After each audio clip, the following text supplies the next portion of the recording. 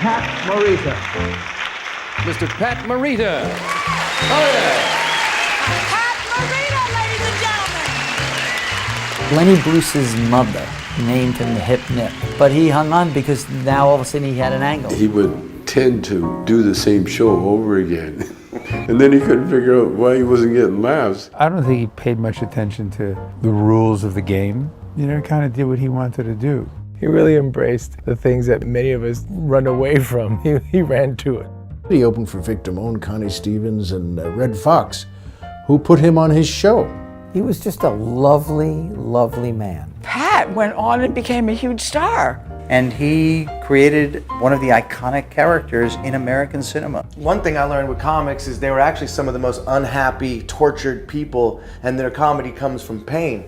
I mean, he was in a cast for like 9 years, from his knees to like his neck for his childhood. The day he gets out, he walks into a war. He had a lot of inner demons. He struggled a lot with depression, and he was drinking too much.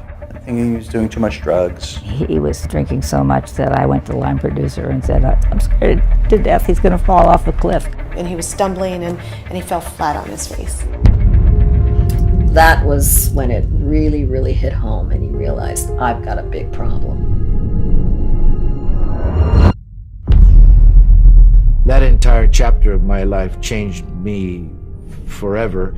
So I have to tell you, Guy, my first vacation on a plane was with my entire family. We went to Oahu. I don't think I've ever seen anything so beautiful in my life. Mm. You know, talk about your roots in Hawaii, right? Am I pronouncing this right? And I know I'm not gonna. Is it Hilo? Oh, it's Hilo. Hilo. Okay. Talk about your early beginnings, Guy, and just your early life in that regard. Just in anything you wanted to add. Well, I was born and raised in Hilo, Hawaii, which is on the Big Island. That's the island with the active volcanoes. Yeah, born and raised there. And I came to Occidental College in fall of 1980 for college. So that was quite a culture shock, because all my life I was raised in the majority culture. You know, Asian Americans being the majority culture in Hawaii. I mean, right now it's like 60% is Asian or Pacific Islander, and white people are 30%. And so to be a minority for the first time was quite a shift. And you quickly realize that the way people deal with you and the assumptions they make about you are based on your race. And you know, it was really some backward stuff I had to deal with. I mean, I had football players who would terrorize me at night after I went to bed, and they would pound on my door, and there was one guy would yell in a high shriek, which would scare the crap out of me.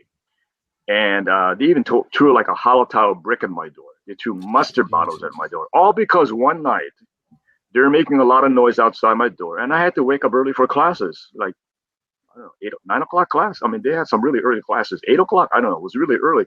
Right. So I asked them to keep it down. And apparently they didn't like some uppity Japanese person telling them what to do. So ever since then, they just terrorized me that way. And so I had a really, really bad time at Occidental College in the beginning. And I remember going to the dean of students, who was Latino. And you thought he would have been a good role model, you know, Latino who raised up to the ranks of being dean of students.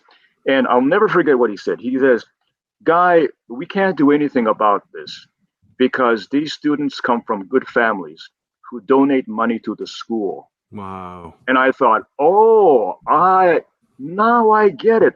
I'm important because my family is not rich enough to donate to your freaking school. Yeah. So there was a lot of resentment for that. And I will tell you a good ending to this story. A few years ago, I went to most of my college reunions. And one night, we're playing blackjack, you know, just frivolous things. And one of these guys came up to me, and he had this look he was really intense, and he looked like he was on a mission. Like he was going to talk to me, and no one's going to get in the way. And he goes, Guy, I'm not sure if you remember me. My name is John, blah, blah, blah. And I went, yeah, sure, John, I remember you. He goes, Guy, what we did, it was wrong. It was wrong.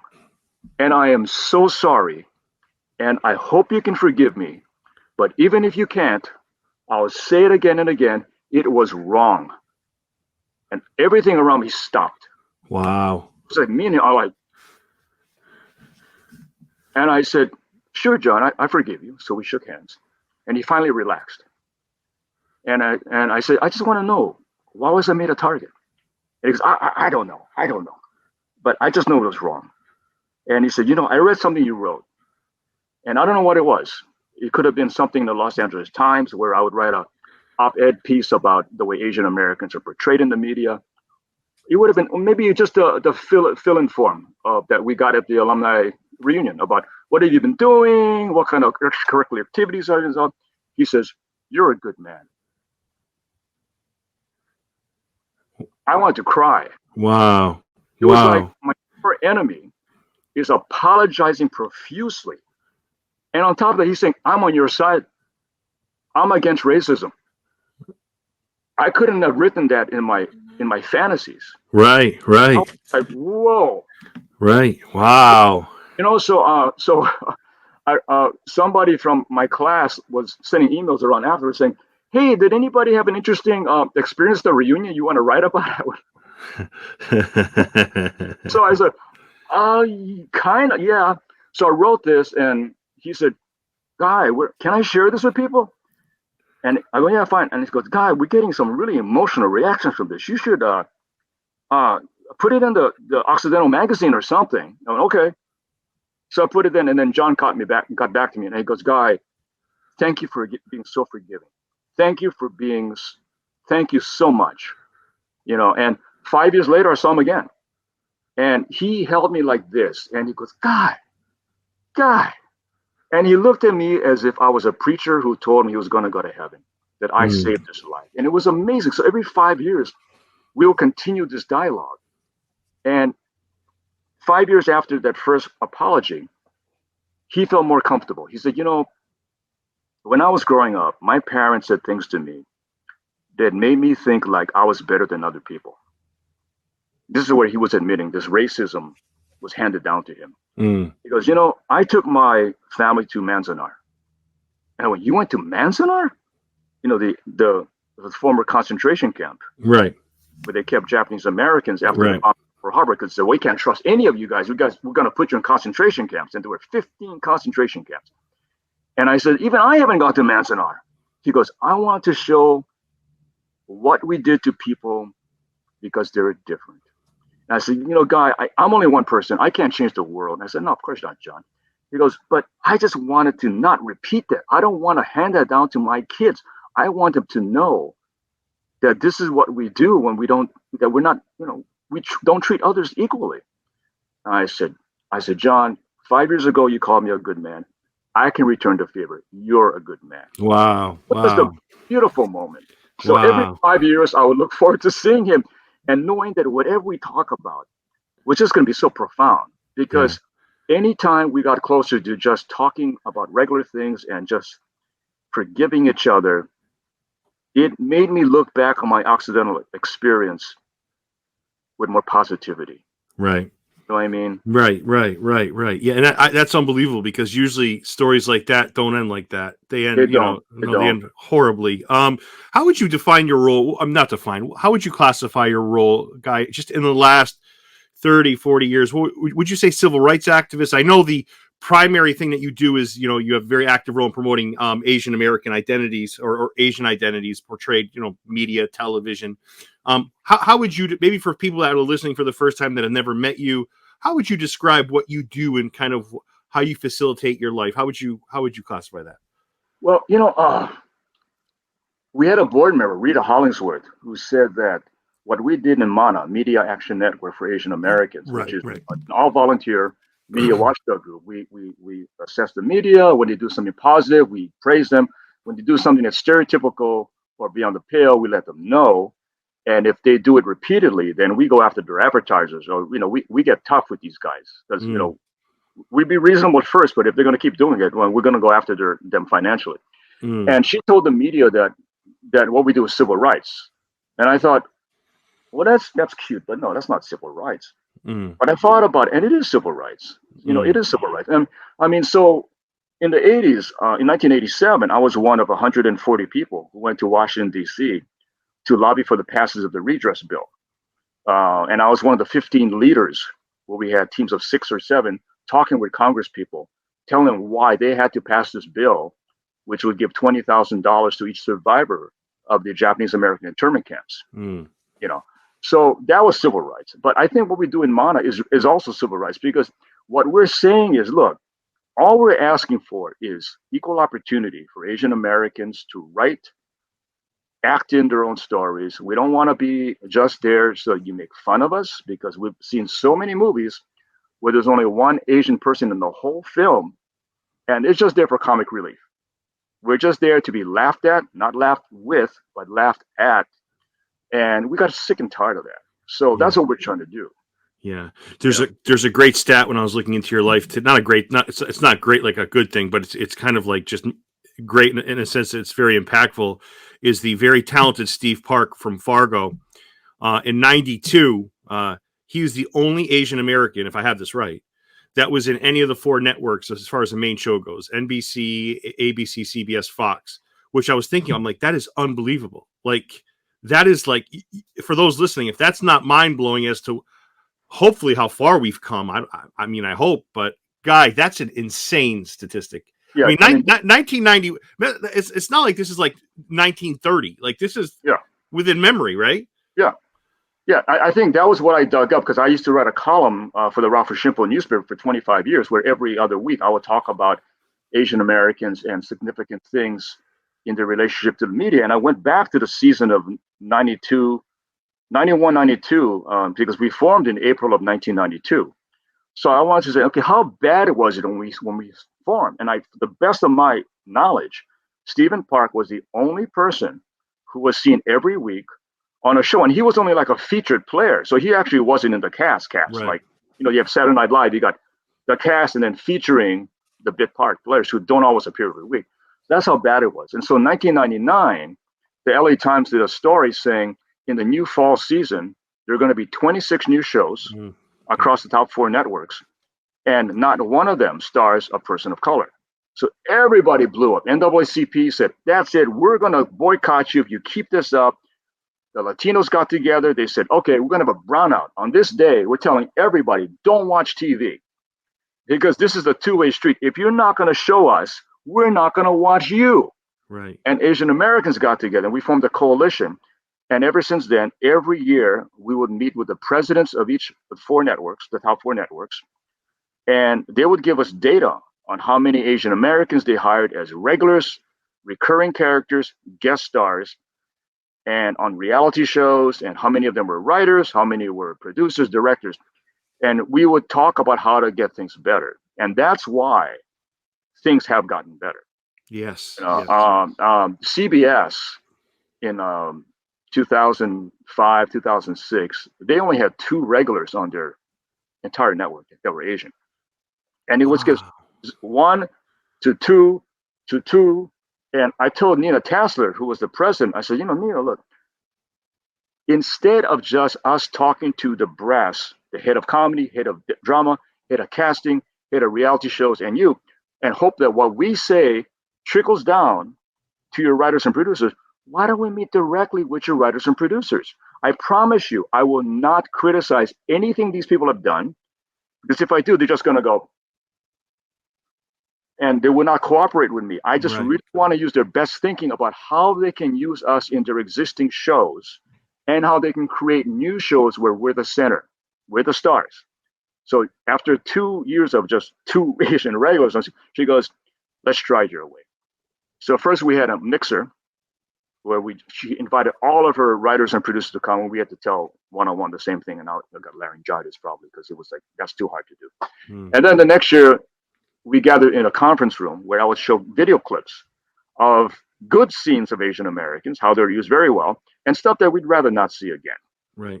And that went really well. So she opened it up to invite all the ethnic groups and GLAAD and Gina Davis's women's group.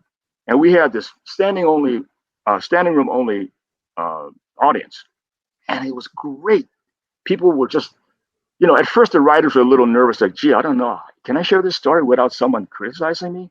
Guy, what year is it? Guy, what year is it? What year is this? This is 2000. The mixer was 2007. Okay. Okay. The other was 2008. I think maybe the first one we had where it was everybody was maybe 2009. Okay. Okay.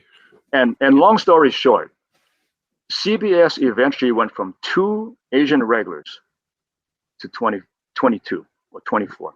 Wow, that's excellent. Because and there's one simple thing I said, look, Asian men have historically not been seen as romantic. Asian women are always with white guys or black guys if they think they're diverse or they're open-minded.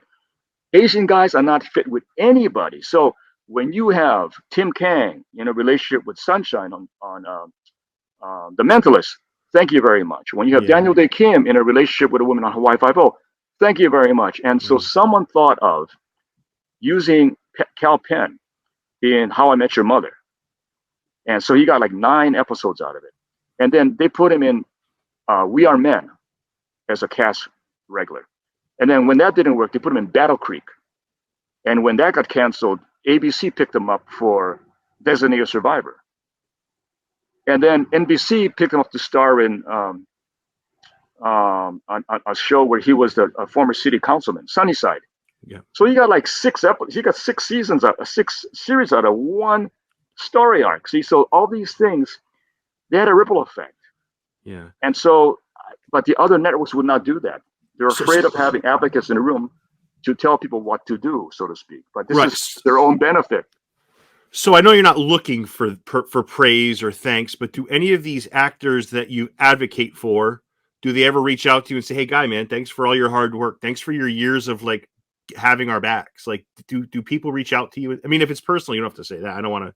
No, some people do. I don't think they really know because most of these things were behind the scenes. Gotcha. A lot of the negotiations were behind. Some of the pounding of the table and getting mad at people were behind the scenes.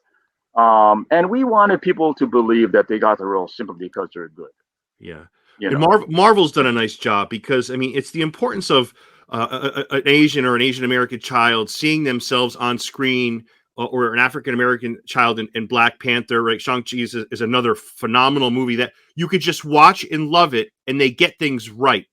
Would you agree with that, Guy? They got it right as far as casting and not stereotypical roles. It's just kind of like it's a good movie that everyone can enjoy, and they did right by it. Right? Is that a fair statement? Yeah, they're getting better at it. I mean, I was mad at Marvel early on because I think it was the first Spider-Man movie where they had a Chinese woman outside a skyscraper playing the violin and singing with a Chinese accent.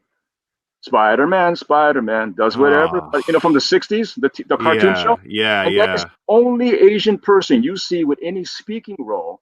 And it's just, again, for comic relief. So that's like, I was like, here we go again. And I think they edited out because I bought the DVD recently and it's not there.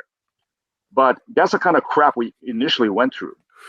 You know what I mean? So, so things have gotten better. And of course, the Oscars now with Everything Everywhere All at Once sweeping the Oscars. Yeah. I'll tell you something. To me, perhaps the most moving part of that whole night was when Ariana DeBose was announcing the winner for Best Supporting Actor. Now, I've never seen this happen before. When someone opens the envelope and it's a winner that they like, they usually, it's happy. And she's like, Kiwi Kwan. And she was like choking back. Tears. She was emotional. Yeah, I saw that. Emotional. She broke. She went, Kiwi Kwan. Yeah. I went, oh my God. And so that tells me she wanted him to win. Yeah. She was rooting for him.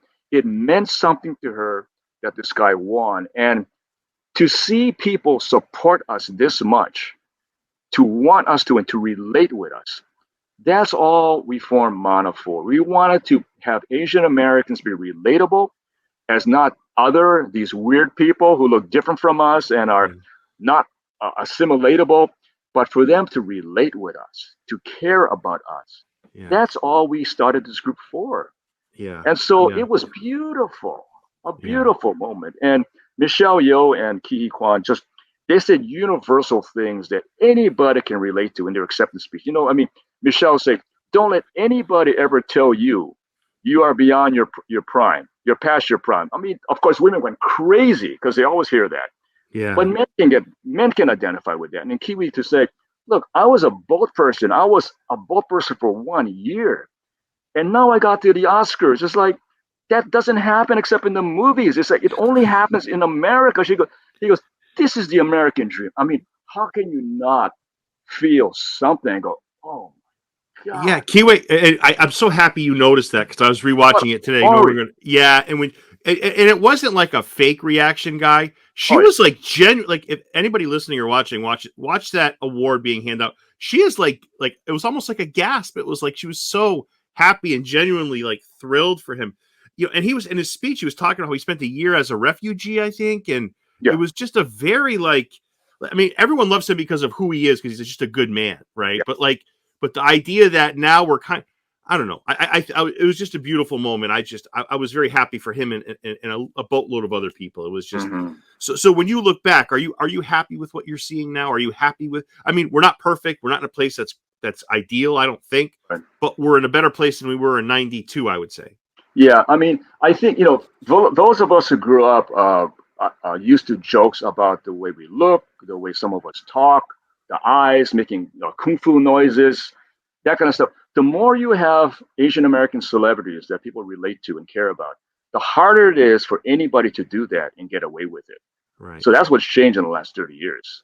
Right. What was cool was like when you have Sandra Oh being the co-host of the Golden Globes. Yeah. And she was able to make fun. She said, Crazy Rich Asians is the first Hollywood film to feature an Asian cast since Aloha, which was like one of the most whitewashed films. And we went after Cameron Crowe, and he issued an apology on his website. Yeah. And Emma Stone issued an apology, and she's, I get it. I'm learning. Yeah, Asians don't get a chance to try out for these roles, and I played a half Hawaiian Chinese person. I get it. So Sandra Oh says that from the dais at the Golden Globes, and Emma Stone's she's sitting at her table, and she goes, "I'm sorry. That was beautiful because now you have Sandra Oh, who people love and respect. Yes. She can make a joke and say that was ridiculous, and Emma Stone has to say, I'm sorry." Beautiful. Yeah, it was. And I was thinking today, Guy, about how many, Asian American or Asian actors have really impacted my life as a child. Now growing up, KY certainly in there. There's so many. We're going to talk about this in a moment. Pat would be in. I mean, there's just so. I was just rattling off name after name after name. It's just, and the way they have moved me, and the foundation that Asian actors and Asian American actors have provided. Like when you start counting, they've had when given the chance, and have been just fantastic in providing a foundation, not just in my life, but so many people. So what you're doing is, I'm not going to patronize you and say it's admirable, but thank God for your work over the years, Guy. Thank you. Yeah. 31, coming up on 31 years. Yeah, well, you're still kicking butt, that's for sure. And I loved you, and I told you this at the beginning of the interview, and more than Miyagi, I just wanted to touch upon this a little bit. One of the things I love that this film does, by the way, another underrated actor in More Than Miyagi is James Hong, who was also, I think, at the Academy Award or Golden Globes, who's a phenomenal actor. The insanity of John Wayne as Genghis Khan, I totally forgot about this, and then they brought it back, is insane. It's insane. Breakfast at Tiffany's, also same thing, and the Tea House of August Moon, which many people don't know about because it's an older film, even older than I think John Wayne's films. Are we starting to see less and less of this guy? I mean, because it's. I mean, I know we're a little, as a society, we're a little more aware, but when you look back, it is cringe. It is so cringe-worthy, some of this stuff. Like people have been seeing it for years, but when you see it with open eyes, it's like, wow, it's just the ones you're referring to is what they call yellowface, where white actors will put on makeup, they'll pull their eyes and darken their skin to play Asian characters, and they wouldn't even allow us to play ourselves. So it's like, well, what do we get to play then? I mean, it's like if we don't get to, we're only going to get typecast as the Chinese waiter, the kung fu master, and then when there's a big character in the movie, it's going to go to Marlon Brando, and he's going to pull his eyes. It's going to go to John Wayne. So it was like, it was just a mess in the late 50s, early 60s. Yeah, Mickey Rooney's I thought was the most offensive because it was the look and it was like this ridiculous like behavior, over the top, exaggerated. Like I thought that was Breakfast. I mean, people love Breakfast at Tiffany's. For that reason alone, I can't like the movie. I mean, it's just ridiculous. Like it's just such a terrible racist caricature. I don't know. It's terrible. Yeah. A few years ago, to their credit, Paramount Pictures allowed us to have a 17-minute segment, a DVD commentary about what was wrong with that character, and it's on the Centennial Collection, which was I think 2008 or something, and they probably have used it for further reissues. But if you go to YouTube, you can check it out. And I'm interviewed with that. Several people are interviewed from Mana about that, and they allowed us to talk about the history of Yellowface and the history of Asian American portrayals in the movies, including Star Trek, and what was positive with George Takei. Yeah, it's really well done, and they really illustrated with a lot of movie clips and stuff. But yeah, that's what's ridiculous about it. Have your paths ever crossed? And the only reason I'm going with this question is because I feel like George is a big advocate. Because I think he grew up in one internment camp. Have you guys ever had discussions? Have your paths ever crossed? Because you're very similar in what you're doing as far as your career. Have you guys ever spoken? Oh no, a lot of times. I mean, I interviewed him twice in '85 and '86 for magazines. Yeah. And I've seen him at countless events. He's very, very positive. Yes, super positive. Yeah. And in fact, like I would see him at an event, and he would start talking about a column I wrote, and I go, "You read my column?" He goes, "Well, of course. Like why wouldn't I read your column?" He just look up. Of course, I read your column. And he's given me quite a compliment as being a good writer. And but yeah. We have honored him. Mana used to have awards dinners where we give praise and awards to people who put Asian Americans in starring roles, and we gave him a Lifetime Achievement Award. So yeah, he loves us. Yeah, super passionate. Yeah. What was when you stood back and you watched More Than Miyagi as a fan, which is for those listening or watching for the first time, it's about Pat Morita's life. I think it's both in and out of the Karate Kid. What was your take on the entire documentary, Guy? It was sad. It's like, here's where you separate the man from the art. Right. And so Pat Morita he became an alcoholic, and that's how he died. He couldn't control his drinking, and he became physically abusive with people around him. So he really went like that. Right. So I can just say I'm thankful for how he persevered. He had a bad life. He was in the hospital for the first 10, 11 years of his life because he had a physical ailment. And when they let him go, where did they put him? The concentration camp. Yeah. I mean, what kind of life is that? You know what I mean? He couldn't move. He had like a spinal problem for the first 10, 11 years. And so he had a rough life, but he gave us Arnold on Happy Days, which was the #1 show back in 77, 78. He got his own TV series at O'Hara in '87, shortly after the Karate Kid movies took off. And he gave us Mr. Miyagi, which is like one of the most beloved characters in pop culture. I'll tell you, when I was in Glendale, where I live, Glendale, California, and I went to see Karate Kid Part 2. And I looked around before the movie started and looked, and it's mostly a white audience. And so the movie starts, and they put Ralph Macchio's name, and everyone's big cheer, right? Pat Morita's name came on. The place went batshit crazy. Wow. And I went like that. I did that. Like, wow, they love this guy. Yeah. I mean, okay, look, he was a stereotype character, right? It was a martial artist. He speaks with an accent, but his story from the first movie, which I had the honor of being able to talk about in the documentary, where he's drunk and he's having a celebration with Daniel's son, Ralph Macchio, and that's the only scene where we see his backstory, where he fought in the 142nd Regimental Combat Team, which was made up of Japanese Americans during World War II, and his wife was stuck in one of those concentration camps, pregnant with his son, and no doctor came to help, and so she died in childbirth. And he's saying, "Land of the free, home of the brave," and in a very ironic way. And he just, "There's no doctor come, and he just goes back into bed. And he just kind of like dozes off, and you go, "Oh my God, yeah, this is what this guy went through."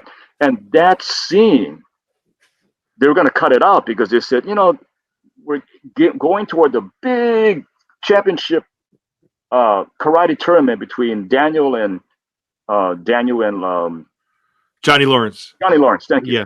And this scene takes us back down, and it doesn't further the plot.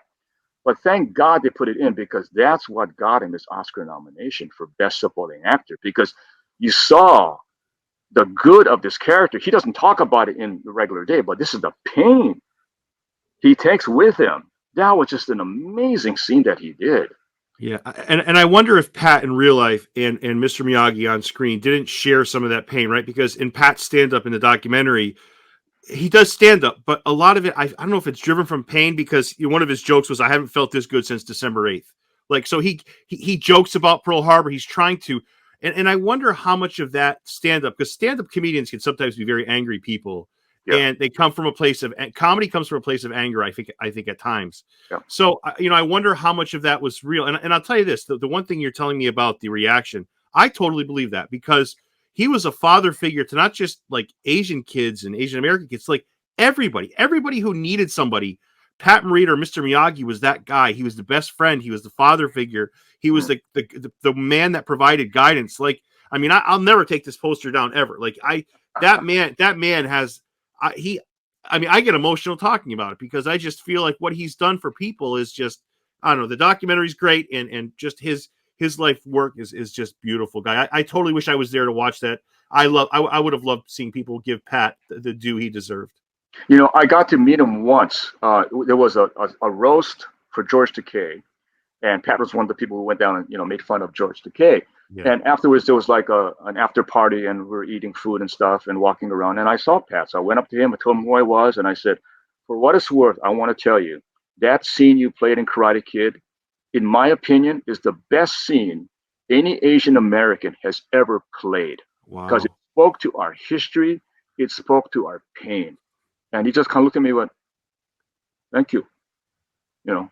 Yeah.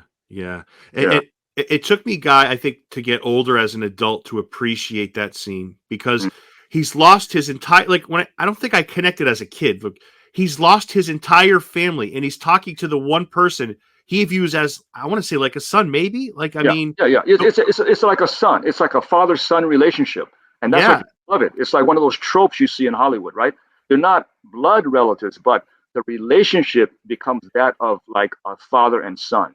Yeah, and that exchange later in the movie where he says, "You're the Daniel LaRusso tells Mr. Miyagi, you're the best friend I ever had," and Mr. Miyagi says, "You're not so bad yourself." Like, it's just like it puts your hand around your heart and never lets go. That scene, though, I think I appreciate more as an adult, because I understand the loss, and I understand the story behind of the camps. I just feel like I was better equipped to understand that scene as an adult. And it was great. It's great that Cobra Kai's become so popular, because even if Pat's not here, I mean, his spirit is still a part of that. Where Daniel LaRusso, sometimes when he's just feel like he's made so many mistakes, he'll look at a portrait of Mr. Miyagi and says, "What would you do? Yeah. What am I doing wrong? What am I?" Like, he still looks to him for spiritual guidance. So the only problem I have with Cobra Kai, and I told this to one of the creators, John Hurwitz. I said, I know karate is universal and stuff in its appeal, but you don't have any Asian American regulars on this stuff. I mean, you got to put some Asian Americans on it. And he goes, "Yeah, we're going to add with this Asian woman who's going to be part of it." And I guess that was last season. I haven't seen last season. Yeah. But I'm not sure how big her part was. But so that's the only thing I told him. Do you have any Asian American writers? No. Well, you might want to get some Asian American writers. They can add some more little deeper stuff that maybe you guys can think of. I mean, we're talking about deep identity stuff here. Maybe so. Yeah, no, I had Nathaniel O, who is an Asian actor on the show, but you're right. I think the show, like you said, and it's funny because I always ask every guest that has a connection to Pat or the show or the movie. I always ask them, like, what would Pat have thought about all this? Like, people can say whatever they want. Yes, this is Johnny Lawrence, Daniel LaRusso. It's all that. But this is Pat's story. Like, this is Mr. Miyagi's story. This is him. Like, this all branches from his life. I mean, without Mr. Miyagi, there is no Cobra Kai. There is nothing else. And I hope people remember when they're watching the show, this wouldn't be anything without what Pat did for this universe. Oh, yeah. You know, I just, you know, it just hits me. I have a few more questions for you, Guy. Sure. Thank you so much for all this time. The one thing we mentioned, you talked about earlier, is his nomination. One of the things that Ralph Macchio says in the documentary was his one regret was he should have supported Pat more during this nomination, because Pat was alone in this, I feel like, because he deserved that Academy Award. He did. When you look back, there's times where you probably should have changed who won. There's time. This is one of those times. Like, and Ralph is open about it. He says, you know, if I had to do it over again, I would have been there for Pat. You know, but Pat deserved more than that. The nomination to me wasn't enough. He deserved a win here, Guy. Mm-hmm. You know, I mean, I don't know how you feel about it. It's funny because that was the one year where you had 2 Asian Americans up for an Oscar for Best Supporting Actor. The person who won was Hang S. Noor for The Killing Fields. Oh, and so it wasn't until this past Oscars where you had 2 Asian American actors up for Best Supporting Actor. You had Stephanie Hsu in Everything All at Once, and you had Ke Huy Quan, Best Actor. So this hasn't happened since almost 40 years. That's how rare it is to get Asian Americans to get up there for an Oscar for supporting role. And Michelle Yeoh was the first Asian woman to ever get a nomination for Best Lead Actress. Yeah. You know, so that's how rare it is. Wait. I should know this, and I got this. So Hang S. Noor in The Killing Fields was the same year as The Karate Kid and Pat. He won that. He won.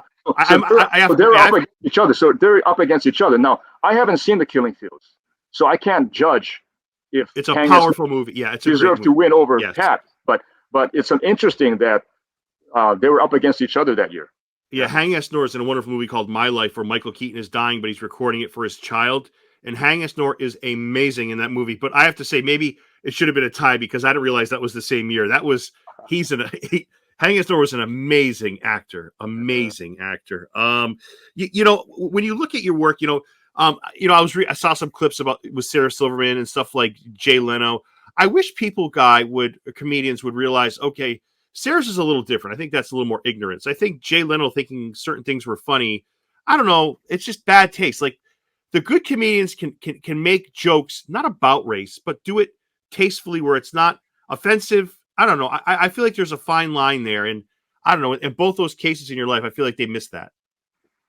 Yeah. For those who don't know, Jay Leno when he was on the Tonight Show, he was making, every time there was something about a Korean person came up in the news, he would make a joke about them eating dog. Every time. I was like, there's no balance. So I said, the equivalent of that is every time a black celebrity gets in the news, you make a joke about them eating fried chicken and watermelon. How do you think that's going to go? There's nothing wrong with eating either of that stuff, but the black community is not going to stand for it merely because it's a stereotype. How do you think we feel when you keep saying that all of us eat man's best friend? You don't think people are going to hate us for that?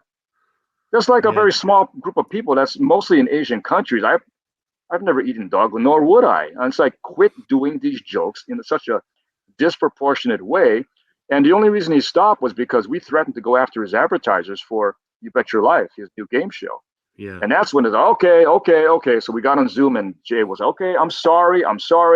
Yeah, we'll do a joint press release. I will apologize, blah, blah, blah. That's how that happened after 19 years.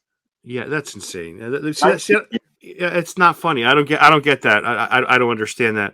The last thing I wanted to ask you about was Once Upon a Time in Hollywood. I don't know if you've seen it. There was a controversy there with Quentin Tarantino and the way Mike Moll Mike Moll's a great actor. He's a fantastic actor, but and this is not on him, but were you okay with that? What are your thoughts on that? I mean, do you think was there artistic license there? What do you think, Guy? Yeah, that's the thing where Bruce Lee comes off as a jerk, like he's arrogant. He's full of himself, so he tries to pick a fight with Brad Pitt, and Brad Pitt like throws him up against the car and damages the car and stuff. And that's, from those who knew Bruce Lee, they said, look, Bruce Lee would avoid fights because he knew there's always somebody who wanted to say they got into a fight with the great Bruce Lee, and he said, I'm not. His thing is about defense. It's not about offense where you go and use your kung fu powers to attack people just because you can. And so Quentin Tarantino, for a guy who is so influenced by Asian American martial artists or filmmakers, he sure likes to give us the shaft when it comes to portrayals of Asian people. I don't know what the hell is wrong with that. I mean, he makes Bruce Lee look like a jerk. Yeah. He in Kill Bill, he has all these faceless Asian people being mowed down by machine gun fire. It's the same old crap that everybody does, where you don't know any of these Asian people, and you just see them being mowed down, and that's where you feel like life about Asian people doesn't matter, because they're just, right. Who cares? We're just killing them off. They're just the bad guys, and we don't need to know anything about them. So he's very confusing to me. So no, I was not happy with that either. Yeah. And it's like using Asian people as the butt of jokes. Yeah. Yeah. And Bruce Lee. Yeah, yeah. What's around the corner for you, guy? What are you doing? Like, what is like? Are you still with the going forward with your activism and so forth? What is up in your life? Anything you wanted to get out there? Oh, I'm just trying to take more of a step back, because it's been 30. Last year was 30 years, so I told the board that I was going to be less active, and I wanted them to become more active, because I needed to get more involved in my own private interests, which surround music, Nice. So I have to get back more into that and get this part of my brain shifted, so I'm not always thinking about reacting to Asian slights, but focus on writing books and stuff like that. So that's what, because I used to work with Casey Kasem on American Top 40. That's right. There's a great story. Yeah, yeah. So my background is really about pop music. I was an expert on pop music before I had to become an expert on the media in order to do what I do in Mana. So I'm trying to go more toward the music again, to pick up where I left off. I'm also a songwriter, which I kind of left by the wayside as well. So I'm trying to get back onto that before it's too late. Yeah, you got you got time, guy. Don't act like you have to do it now. You got so, guy. Who is a songwriter or a musician you admire? Oh God, I mean, my stuff is mostly like late '60s, early '70s. I love Jimmy Webb. Yep. The stuff he did for Glenn Campbell and MacArthur Park. Yeah. One of the best songs ever. Most misunderstood songs because someone left the cake out in the rain. Profoundly deep song. I mean, you look at the lyrics, it's like about innocence you can never get back again. And this guy is devastated. I mean, it's a beautiful song. What else do I like? Rupert Holmes. I love the Carpenters. I love Tommy James and the Shondells. Yeah, all the good stuff. Yeah. More recent stuff is like She and Him with Zooey Deschanel. Yes. Yep. She wrote some great rainy day songs. I mean, just like, oh, woe is me. She has a very old school voice, guy. She's really good. I mean, I wish she'd write more original material, but her first 3 albums were like, wow, just who knew she had all this stuff? But she's been mostly recording covers the last 2 times in Christmas albums. So maybe the well's dry. I don't know. But She and Him, I love She and Him. And yeah, go after your passion, guy, because you fought a fight. I mean, I'm telling you. I mean, when I saw you in the documentary, I was so blown away by you're featured in it 3 times where you just really give your opinion. It just flows really nicely. And I'm a big documentary guy. I loved it. I saw it like 2 years ago, I want to say. And I said, I got to get Guy on the show. And I'm glad we finally connected. You're a good man. And thank you for giving me all this time, Guy. It's really appreciated. Well, thank you. So I encourage your listeners to seek it out. It's called More Than Miyagi, the Pat Morita story. I think it's still on Amazon Prime or other Roku or other places. And if people are interested in joining us, you don't have to be Asian to be a part of Mana. We have monthly Zoom meetings on the 3rd Thursday of each month at 7:30 Pacific Standard Time. And we have a website, mana.org, manaa.org. And or you can write us at letters@mana.org. Just to stay in touch with us, or join our Facebook page. Excellent. Guy, thank you so much. Enjoy your music and all the success in the world. Well, thank you so much for having us.